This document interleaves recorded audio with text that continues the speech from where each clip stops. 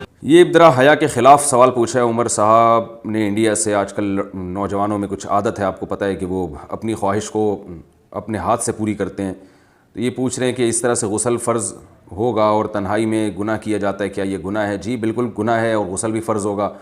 اور قرآن مجید میں اللہ تعالیٰ کا ارشاد ہے الا علی ازواجہم او ما ملکت ایمانہم فانہم غیر ملومین.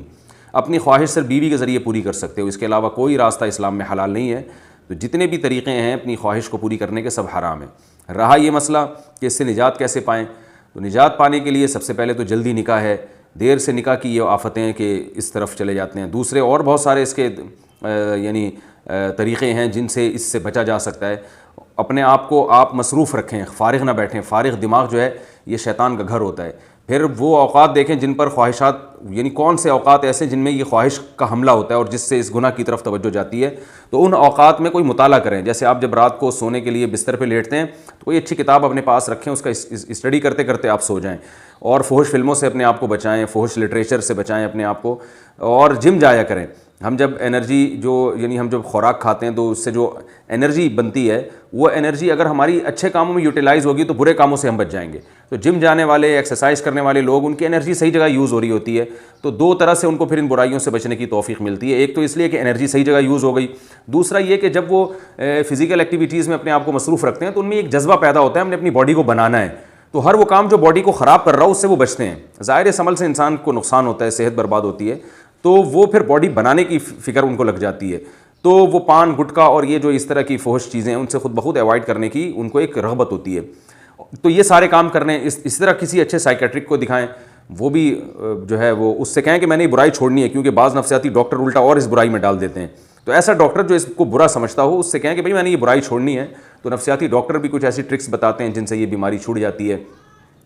اور ایک کام تو لازمی کرنا ہے کہ جب بھی یہ برائی ہو فوراً کچھ سزا دیں اپنے آپ کو. ایک روزہ رکھیں یا 2 روزے رکھیں، یہ اپنے اوپر لازم کر لیں کہ جب بھی یہ مجھ سے برائی ہوگی تو میں 1 روزہ یا 2 روزے یا 3 روزے جتنی اللہ نے استطاعت دی ہے اپنے اوپر فرض کر لیں. فرض کا مطلب یہ نہیں کہ قسم اٹھا لیں، کہ نیت کر لیں، عزم پختہ نیت کریں کہ جب بھی یہ برائی ہوگی میں سزا کے طور پر 1 روزہ یا 2 روزے یا 3 روزے جو بھی آپ بہتر سمجھیں وہ آپ اپنے اوپر، اتنا کہ آپ کو سزا ملے. اور سزا اتنی زیادہ بھی نہ ہو کہ وہ سزا ہی نہ دی جا رہی ہو. آپ نے 20 روزے کی کہہ لیا تو 20 روزے نہیں رکھے جا رہے اب آپ سے. تو سزا اتنی ہونی چاہیے کہ اس میں سزا کا عنصر بھی ہو، یعنی نفس کو تکلیف بھی ہو، اور اتنی بھی زیادہ سزا نہ ہو کہ سزا دینا ہی مشکل ہو جائے. تو درمیانی درجے کی سزا ہو، کچھ صدقہ خیرات بھی کیا جائے ہر دفعہ میں، اور پھر توبہ استغفار لازمی کی جائے. تو اس سے انشاءاللہ آہستہ آہستہ یہ گناہ چھوٹ جائے گا. اور پھر اس کوشش میں لگ جائے کہ چھوڑنا ہے. جب تک نہیں چھوٹتا تو مایوس نہ ہو. یہ نہ کہے یار یہ تو پھر مجھ سے دوبارہ ہو گیا، اب تو میں بس کرتا ہی رہوں گا، اب میں مجھ سے تو بچا جاتا نہیں ہے. یہ غلط ہے. ایک دفعہ ہو گیا آپ توبہ کریں، اور جو میں نے آپ کو اعمال بتائے ہیں وہ اعمال آپ کریں. تو پھر اگر دوبارہ ہو جاتا ہے پھر توبہ کریں، پھر وہی اعمال کریں آپ. تو ایک دم سے یہ چیزیں نہیں چھوٹتی ہیں، آہستہ آہستہ ہی چھوٹتی ہیں. یہ تو بہت کم لوگ ہوتے ہیں جن میں اللہ نے حوصلہ دیا ہوتا ہے ایک دم سے سب کچھ چھوڑ دیں. لیکن آپ اگر ایک دم سے نہیں چھوڑ سکتے تو اس طریقے پر آپ چلیں گے جو میں آپ کو بتا رہا ہوں، تو آہستہ آہستہ انشاءاللہ یہ بیماری آپ سے چھوٹ جائے گی انشاءاللہ.